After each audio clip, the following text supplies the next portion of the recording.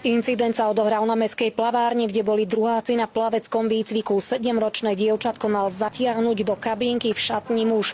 Neskôr sa u malej druháčky objavili príznaky intoxikácie, skončilo v detskej fakultnej nemocnici.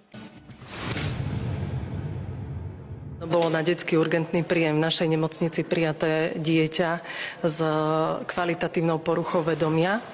Po ošetrení bolo prepustené do domácej liečby. Kvôli citlivosti prípadu sa viacej k tejto téme nemôžeme vyjadrovať. Podľa našich informácií malo ísť o metamfetamín, amfetamín a extázu. Muža, ktorý dievčatku čokoládu dal, sa policajtom podarilo zadržať. Polícii sa v krátkom čase podarilo zadržať podozrivého muža. Ide o 36-ročného muža z okresu Banská Bystrica, ktorý už bol obvinený zo zločinu obmedzovania osobnej slobody a prečinu šírenia toxikománie. Základná škola Mesto Lani vedenie plavárne sa k incidentu vyjadriť nechcelo, no podľa našich informácií pomohli aj kamerové záznamy z plavárne, ktoré páchatelia zachytili.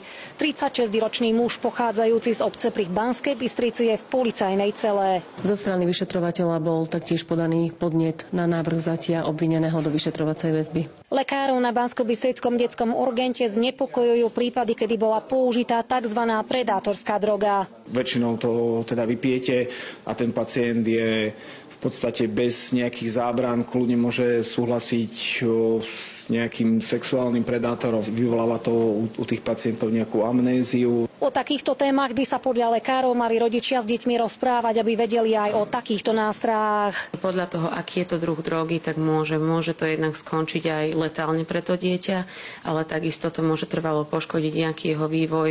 Z Banskej Bystrice Katarína Kováčiková.